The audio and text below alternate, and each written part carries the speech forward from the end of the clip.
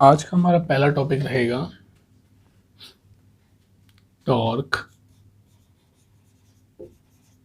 On dipole in a uniform electric field. ठीक है भाई, हम यूनिफॉर्म इलेक्ट्रिक फील्ड में टॉर्क निकालने जा रहे हैं। हम देखेंगे एक यूनिफॉर्म इलेक्ट्रिक फील्ड में डाइपोल पे टॉर्क कितना लगेगा, क्या उसका एक्सप्रेशन होगा, क्या उसका फॉर्मूला होगा। ये हमने यूनिफॉर्म इलेक्ट्रिक फील्ड बना दिया। हम जानते हैं पैरेलल लाइंस क्या शो करती हैं, यूनिफॉर्म इलेक्ट्रिक फील्ड। ये हमने यूनिफॉर्म इलेक्ट्रिक फील्ड में डाइपोल प्लेस कर दिया।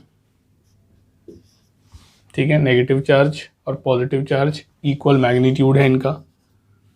डाइपोल का डेफिनेशन यही होता है, pair of equal and opposite charges separated by small distance. ये इनके बीच का डिस्टेंस हो गया, तो हमारा ये डाइपोल हो गया। अब हम ये समझेंगे कि इस डाइपोल पे टॉर्क कैसे लग रहा है। ठीक है, अब हम समझने जा रहे हैं कि इस डाइपोल पे टॉर्क कैसे लग रहा है। देखो, ये जो इलेक्ट्रिक फील्ड है उसका पॉजिटिव सोर्स इधर है और इस इलेक्ट्रिक फील्ड का नेगेटिव सोर्स इधर है, क्योंकि हम जानते हैं इलेक्ट्रिक फील्ड लाइंस की जो डायरेक्शन होती है वो पॉजिटिव टू नेगेटिव रन करती है। तो पॉजिटिव से निकल रही हैं फील्ड लाइंस, नेगेटिव पे जा रही हैं। तो ये पॉजिटिव सोर्स इस नेगेटिव चार्ज को अपनी तरफ क्या करेगा, अट्रैक्ट करेगा बाय फोर्स F। ऐसे ही ये नेगेटिव सोर्स इस पॉजिटिव चार्ज को अपनी तरफ अट्रैक्ट करेगा बाय फोर्स F। तो हमें दिख रहा है कि इस डाइपोल के दोनों एंड्स पर दो फोर्स लग रहे हैं। ये फोर्स इक्वल मैग्नीट्यूड में है। ठीक है, ये फोर्स हमारे इक्वल मैग्नीट्यूड में है, इनकी जो मैग्नीट्यूड है इक्वल है और डायरेक्शन अपोजिट है। ये राइट में है, ये लेफ्ट में है और एक लाइन पर नहीं है, सेम लाइन पर। नॉन कोलिनियर फोर्सेज हैं, एक लाइन पर नहीं है। देखो, इसकी लाइन ये है और इसकी लाइन ये है। ठीक है, ये सेम लाइन पर नहीं है, ये अलग लाइन पर है। इसलिए हम कह सकते हैं कि ये जो फोर्सेज हैं ये कैंसल आउट नहीं होंगी, और जो फोर्स कैंसल आउट ना हो, अब ये क्या करेंगी, ऐसी फोर्सेज ये क्या करेंगी, ये इसको घुमाएंगी। ये फोर्स इसको ऐसे टर्न करने की कोशिश करेगा और ये फोर्स इसको ऐसे टर्न करने की कोशिश करेगा। दोनों एंड से टॉर्क बनेगा और ये डाइपोल हमारा रोटेट करना लगेगा। ठीक है, हमने 11th क्लास में पढ़ा हुआ है कि ऐसी फोर्सेस जो इक्वल हों, अपोजिट हों और नॉन कोलिनियर हों। ठीक है भाई, ऐसी फोर्सेस जो किसी बॉडी के दो एंड्स पर लगें और इक्वल फोर्स लगें, अपोजिट हों और नॉन कोलिनियर फोर्स, ऐसी फोर्सेस कपल बनाती हैं और कपल से कोई बॉडी रोटेट करती है और रोटेशन में टॉर्क लगेगा। वही टॉर्क हमको फाइंड आउट करना है। तो ये समझ में आया आपको कि इस डाइपोल पे टॉर्क कैसे लग रहा है, क्यों भाई। ठीक है, चलो अब इसमें हम टॉर्क निकालते हैं। देखो, torque on dipole due to couple की वजह से जो टॉर्क लग रहा है इस डाइपोल पे, उसका एक्सप्रेशन क्या होगा। उसका एक्सप्रेशन आपने 11th क्लास में पढ़ा हुआ है। कपल की वजह से जो टॉर्क लगता है उसका फॉर्मूला होता है either force into perpendicular distance. ठीक है, दो फोर्स होती हैं कपल में, कोई सा भी एक फोर्स लेना है और दोनों फोर्स के बीच में जो परपेंडिकुलर डिस्टेंस है उसे मल्टीप्लाई करना है। अब डायग्राम में देखो, परपेंडिकुलर आइदर फोर्स में चाहिए वाला फोर्स ले लो, ये वाला फोर्स ले लो, मैग्नीट्यूड सेम होगा दोनों का। परपेंडिकुलर डिस्टेंस, अब फोर्सेस के बीच में परपेंडिकुलर डिस्टेंस देखने के लिए इस चार्ज को ए पॉइंट पे मान लो, इस चार्ज को बी पॉइंट पे मान लो, और ये ऐसे हॉरिजॉन्टल लाइन, ऐसे वर्टिकल लाइन, और अब एक ट्राइंगल कंप्लीट कर दिया हमने, राइट एंगल ट्राइंगल, और इस पॉइंट को आप सीम अप पॉइंट मान लो। और इस डायग्राम में दोनों फोर्स के बीच की, ये फोर्स ये है, ये फोर्स ये, इनके बीच में परपेंडिकुलर डिस्टेंस क्या है, BC। ठीक है, BC is the perpendicular distance between forces. ये फोर्स की लाइन ये है, ये फोर्स की लाइन ये है, इन फोर्स के बीच में परपेंडिकुलर डिस्टेंस कौन सी है, BC। क्लियर हुआ। चलो अब इसको मान लेते हैं इक्वेशन 1। अब इसमें सबसे पहले हम F निकाल लेते हैं। ठीक है, F यानी फोर्स ऑन एनी चार्ज, चाहे इस वाले चार्ज पे फोर्स निकालो, चाहे इस वाले चार्ज पे फोर्स निकाल लो, बस डायरेक्शन अलग है लेकिन मैग्नीट्यूड सेम है। फोर्स ऑन सिंगल चार्ज का ये फॉर्मूला भी हम लगा सकते हैं यहाँ पर, चार्ज इनटू इलेक्ट्रिक फील्ड। जब किसी एक चार्ज पे हमें फोर्स निकालनी हो तो ये फॉर्मूला लग सकता है, charge into electric field. Charge ये हमारा Q है, इलेक्ट्रिक फील्ड ये हमारे पास जो इलेक्ट्रिक फील्ड है, जिस इलेक्ट्रिक फील्ड में हमने रखा हुआ है इस डाइपोल को, वो हमारा E है, उसका मैग्नीट्यूड E है। तो ये हमारा आ गया F का वैल्यू, इसे मान लेते हैं इक्वेशन 2। अब हम निकालते हैं BC, परपेंडिकुलर डिस्टेंस। इसके लिए हमें चलना पड़ेगा ट्राइंगल ABC में, और ये एंगल थीटा अगर हम मान लेते हैं तो हमारा साइन थीटा क्या बनेगा, इस ट्राइंगल में साइन थीटा क्या होगा, साइन थीटा होता है परपेंडिकुलर अपॉन हाइपोटेनियस। थीटा के सामने परपेंडिकुलर BC अपॉन हाइपोटेनियस हमारा ये वाला डिस्टेंस यानी 2a, क्रॉस मल्टीप्लाई कर दो तो BC का वैल्यू हो जाएगा 2a साइन थीटा। इसे मान लेते हैं इक्वेशन 3। अब इक्वेशन 2 और 3 को पुट कर देते हैं इक्वेशन 1 में। Putting equation 2 and 3 in equation 1। तो इक्वेशन 2 और 3 को हम 1 में पुट कर रहे हैं। Torque is equal to F का value Q into E, BC का वैल्यू 2a साइन थीटा। हम जानते हैं Q इंटू 2a क्या होता है, Q इंटू 2a होता है P डाइपोल मोमेंट, P लिख दिया इसकी जगह, into E into sine theta. ठीक है, तो ये हमारा आ गया टॉर्क ऑन डाइपोल का एक्सप्रेशन। कोई डाइपोल अगर यूनिफॉर्म इलेक्ट्रिक फील्ड में रखा हुआ है तो उस पर जो टॉर्क लगती है उसका एक्सप्रेशन होता है P साइन थीटा। P हमारा डाइपोल मोमेंट है डाइपोल का, इस डाइपोल का डाइपोल मोमेंट। E क्या है, इलेक्ट्रिक फील्ड, जिस इलेक्ट्रिक फील्ड में डाइपोल रखा हुआ है, और थीटा क्या है, दोनों के बीच में एंगल, डाइपोल और इलेक्ट्रिक फील्ड के बीच का एंगल। इसको हम वेक्टर फॉर्म में अगर लिखना चाहें तो वेक्टर फॉर्म में भी लिख सकते हैं, in vector form. Vector form में torque vector is equal to हो जाएगा P vector cross E vector. ठीक है, हमने पढ़ा हुआ है जब दो वेक्टर क्वांटिटी का मल्टीप्लाई में साइन थीटा हो तो कौन सा प्रोडक्ट बनता है, क्रॉस प्रोडक्ट बनता है। ठीक है, तो ये हमारा वेक्टर फॉर्म में फॉर्मूला बन गया। अब इसमें थोड़े बहुत पॉइंट्स और लिख लेते हैं, बता दो इसको। चलो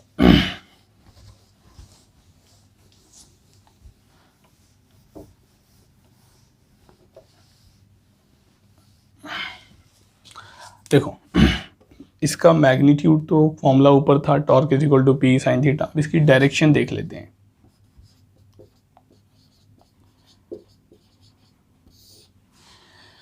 डायरेक्शन क्या होगी, देखो जो डायरेक्शन होगी, इस टॉर्क की जो डायरेक्शन होगी वो परपेंडिकुलर के अलोंग होगी, परपेंडिकुलर टू प्लेन हैविंग, जिस प्लेन में P वेक्टर और E वेक्टर लाई करेगा।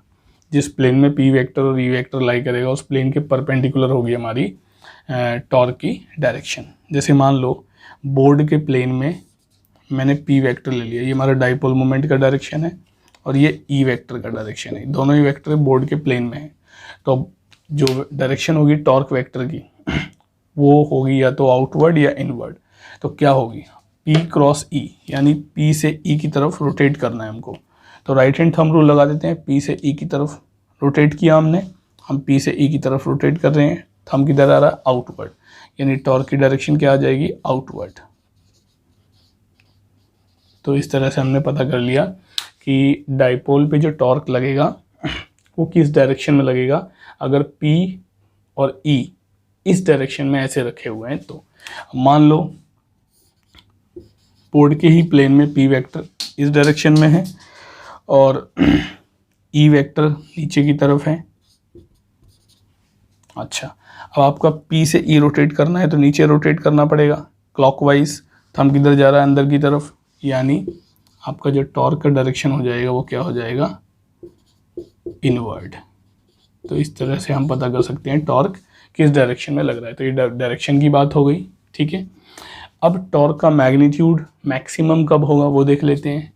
देखो, अगर थीटा का वैल्यू 90 है, तो मुझे बताना टॉर्क इज इक्वल टू जो फॉर्मूला आया था पी साइन थीटा। इसमें आप थीटा का वैल्यू पुट कर दो फटाफट। थीटा आपका 90, साइन 90 होता है +1, यानी plus P positive, P positive magnitude आ गया। तो ये मैक्सिमम वैल्यू होगी टॉर्क की, ये हमारी टॉर्क की मैक्सिमम वैल्यू होगी प्लस पी। ठीक है, यानी इससे ज़्यादा टॉर्क नहीं लगेगा। तो अगर एंगल पी वेक्टर इस डायरेक्शन में है और ई वेक्टर इस डायरेक्शन में है, तो पी और ई के बीच में एंगल कितना डिग्री है? 90 डिग्री। तो इस सिचुएशन में टॉर्क कितना लगेगा? मैक्सिमम।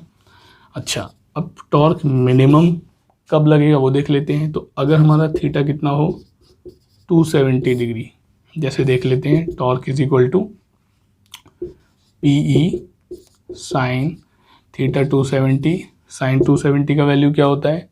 साइन 270 का वैल्यू होता है -1, यानी माइनस नेगेटिव पी आ गया। तो माइनस पी नेगेटिव वैल्यू आ गई, और ये कैसी वैल्यू शो करेगी? ये मिनिमम वैल्यू शो करेगी टॉर्क की। ये टॉर्क की मिनिमम वैल्यू हो गई। तो टॉर्क मिनिमम लगेगा इस केस में, यानी जब थीटा कितना होगा? 270। ठीक है, देख लेते हैं इसको डायग्राम से। मान लो पी वेक्टर डाइपोल मोमेंट इस डायरेक्शन में होगा और इलेक्ट्रिक फील्ड इस डायरेक्शन में होगी। अगर हम एंगल नापेंगे ऐसे, कितना एंगल बनेगा? 270। तो इस सिचुएशन में टॉर्क कितना लगेगा? मिनिमम। अब देख लेते हैं ज़ीरो टॉर्क किस सिचुएशन में लगता है। ठीक है, अगर हमारा थीटा 0 डिग्री है तो टॉर्क का फॉर्मूला पी साइन थीटा हमने 0 ले लिया, और साइन 0 की वैल्यू होती है 0, यानी आपका टॉर्क हो गया 0। तो इस सिचुएशन में हमारा जो टॉर्क लगेगा वो 0 लगेगा। और जब टॉर्क 0 हो या फोर्स 0 हो, तो फिजिक्स के हिसाब से वो इक्विलिब्रियम स्टेट होती है। तो हम कहेंगे हमारा डाइपोल इक्विलिब्रियम स्टेट में है। अगर इसको डायग्राम से देखें तो डाइपोल मोमेंट भी इसी डायरेक्शन में है और इलेक्ट्रिक फील्ड भी इसी डायरेक्शन में। जब दोनों सेम डायरेक्शन में होंगे तो कोई टॉर्क नहीं लगेगा, यानी डाइपोल कौन सी स्टेट में होगा? डाइपोल इक्विलिब्रियम स्टेट में होगा। तो ये है हमारा concept torque on dipole in uniform electric field का। इसको फटाफट नोट करो, इसको मिटाने जा रहा हूँ। मिटा दूँ। अब हम पढ़ेंगे इलेक्ट्रिक फ्लक्स। बहुत इंपॉर्टेंट टॉपिक है इलेक्ट्रिक फ्लक्स। ठीक है, क्या होता है इलेक्ट्रिक फ्लक्स? इसका बेसिक डेफिनेशन का पहले डेफिनेशन देख लो। Is number of field lines passing through surface perpendicularly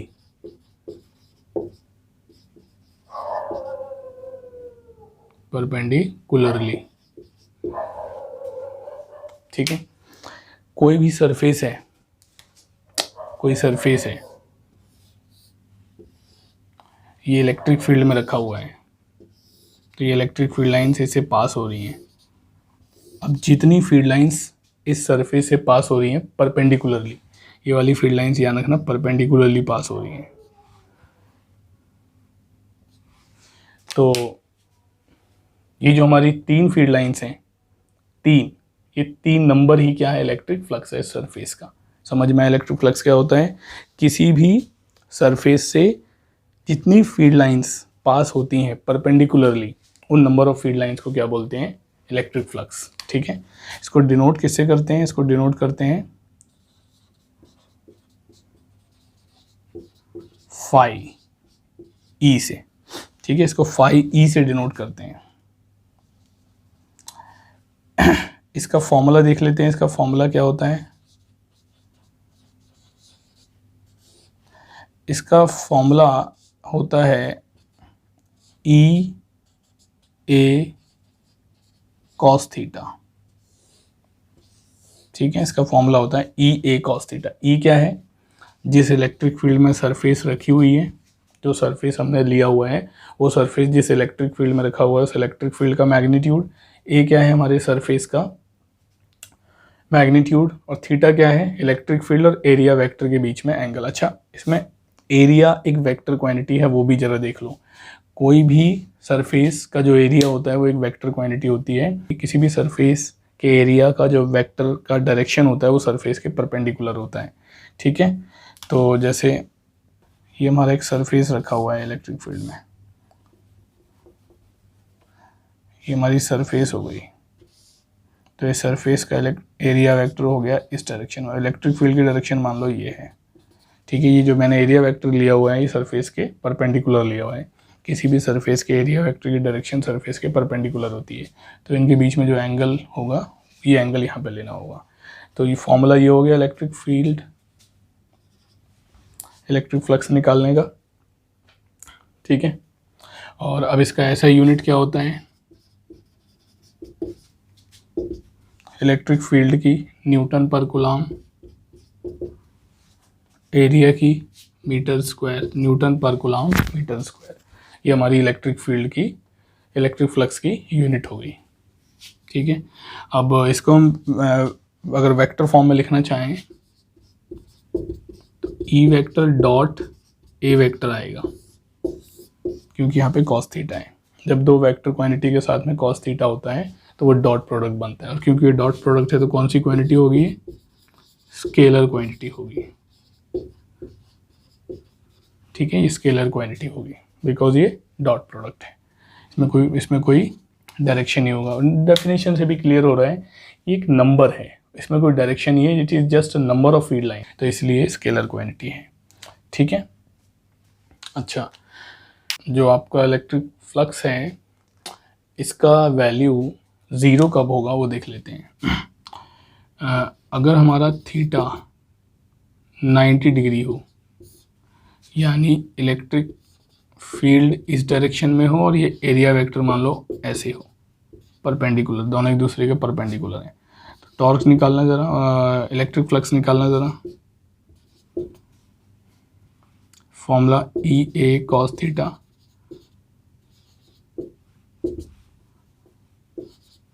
E A theta यहाँ पर 90 है, कॉस 90 क्या होता है 0, तो इसलिए फ्लक्स क्या आ जाएगा, 0 आ जाएगा।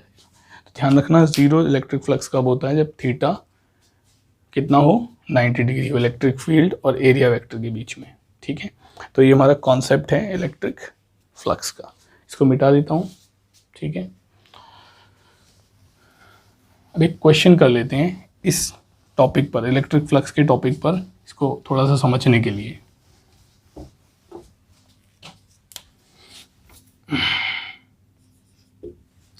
मान लो ये एक फ्रेम है XYZ का, और इसमें हमारा एक सिलेंडर रखा हुआ है, और यहाँ पे एक इलेक्ट्रिक फील्ड दिया हुआ है E0 I कैप, यानी इलेक्ट्रिक फील्ड का मैग्नीट्यूड तो E0 है और डायरेक्शन x एक्सिस के अलोंग।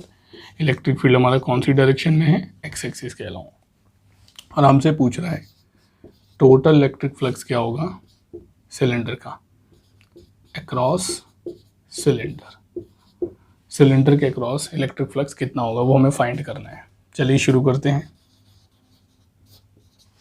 देखो इस, अगर मैं यहाँ पर पूरे सिलेंडर के लिए इलेक्ट्रिक फ्लक्स निकालना चाहता हूँ,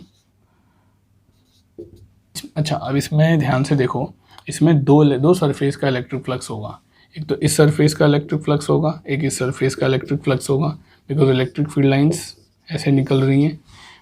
जो साइड वाली सरफेस है, कर्व्ड सरफेस, उसका अगर मैं एरिया वेक्टर डायरेक्शन ले लूँ तो वो परपेंडिकुलर होगा। अब एरिया वेक्टर ऐसे, इलेक्ट्रिक फील्ड ऐसे, यानी साइड वाली सरफेस का, कर्व्ड सरफेस का कोई इलेक्ट्रिक फ्लक्स नहीं होगा, सिर्फ इसको मान लेते हैं 1 सरफेस, इसको मान लेते हैं 2 सरफेस, इन दोनों सरफेस का ही इलेक्ट्रिक फ्लक्स होगा। तो टोटल इलेक्ट्रिक फ्लक्स पूरे सिलेंडर का निकालने के लिए हम φ1 और φ2 को ऐड कर देंगे, ठीक है। अच्छा अब φ1 निकालते हैं, इस सरफेस का एरिया वेक्टर का डायरेक्शन का एक रूल और समझ लो। अगर क्लोज्ड बॉडी हो, एक क्लोज्ड बॉडी है, जैसे सिलेंडर हो गया, क्यूब हो गया, स्फीयर हो गया, तो उस क्लोज्ड बॉडी का जो एरिया वेक्टर का डायरेक्शन होता है वो सरफेस के परपेंडिकुलर तो होता ही है, बट बाहर की तरफ होता है, न कि अंदर की तरफ। चाहे तो अंदर की तरफ ले सकते थे, लेकिन हम लेते हैं बाहर की तरफ। और इस सरफेस का एरिया वेक्टर का डायरेक्शन इधर होगा। तो वन सरफेस में अगर देखें तो एरिया वेक्टर इस तरफ है, इलेक्ट्रिक फील्ड इस तरफ है, तो ई ए, अच्छा इलेक्ट्रिक फील्ड का मैग्नीट्यूड ई नॉट है, एरिया क्योंकि हमारी ये सर्कुलर सरफेस है, एरिया हो जाएगा पाई आर स्क्वायर, आर रेडियस है सिलेंडर का, और कॉस थीटा कितना 180, क्योंकि इलेक्ट्रिक फील्ड और एरिया वेक्टर अपोजिट डायरेक्शन में है। अच्छा प्लस फाई 2 निकालेंगे, इलेक्ट्रिक फील्ड का मैग्नीट्यूड ई नॉट, एरिया ये भी सर्कुलर सरफेस है पाई आर स्क्वायर, और कॉस थीटा कितना, इसमें इलेक्ट्रिक फील्ड और एरिया वेक्टर सेम डायरेक्शन में है, तो इसलिए एंगल कितना हो जाएगा 0 डिग्री। ठीक है, अब इसको सॉल्व करते हैं। कॉस 180 क्या होता है, कॉस 180 होता है -1, तो minus E naught pi R square, और ये आपका E naught pi R square, cos 0 1 होता है। ध्यान से देखो ये वैल्यू एक जैसी हैं, एक ये नेगेटिव है पॉजिटिव है तो कैंसिल आउट हो गया, तो नेट इलेक्ट्रिक फ्लक्स क्या हो जाएगा 0। इस सिलेंड्रिकल बॉडी का, इस पूरे सिलेंडर का जो नेट इलेक्ट्रिक फ्लक्स हो जाएगा 0 हो जाएगा। आपको समझ में आया इलेक्ट्रिक फ्लक्स का कॉन्सेप्ट। ठीक है, तो आज हमने पढ़ा torque on dipole in uniform electric field and electric flux का टॉपिक। ठीक है, अगला टॉपिक अगली क्लास में पढ़ेंगे, तब तक के लिए थैंक यू, बाय बाय।